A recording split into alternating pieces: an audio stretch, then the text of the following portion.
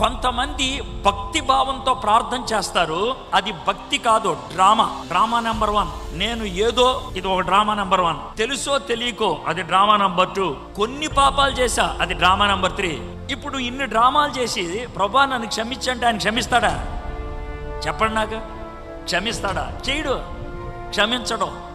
మనము స్వరాన్ని మార్చడం బట్టి లేకపోతే కళ్ళంట్లో కాస్త నీళ్లు తెచ్చుకున్నట్లు చేస్తే అది పశ్చాత్తాప ప్రార్థన అనుకుంటే కాదు. పశ్చాత్తాప ప్రార్థనకి ఇమోషన్ కాదు కావాల్సింది, రియాలిటీ. ఉన్నది ఉన్నట్లుగా ఒప్పుకోగలిగితే దాన్ని పశ్చాత్తాపం అంటావు. ఎలా ఒప్పుకున్నావు మనిషికి మారుతుంది. కొంతమంది బాగా ఏడుస్తారు, కొంతమంది ఏడకపోవచ్చు. నువ్వు ఎంత ఏడ్చావు అనేది కాదు, వాస్తవాన్ని ఎంత ఒప్పుకోగలిగావు అనేది ప్రాముఖ్యం. ఇది వర్ణిస్తూ ఉన్నప్పుడు పరిశుద్ధాత్ముడు మీ హృదయంలో ఒప్పుదల కలిగిస్తాడని నేను నమ్ముతున్నాను.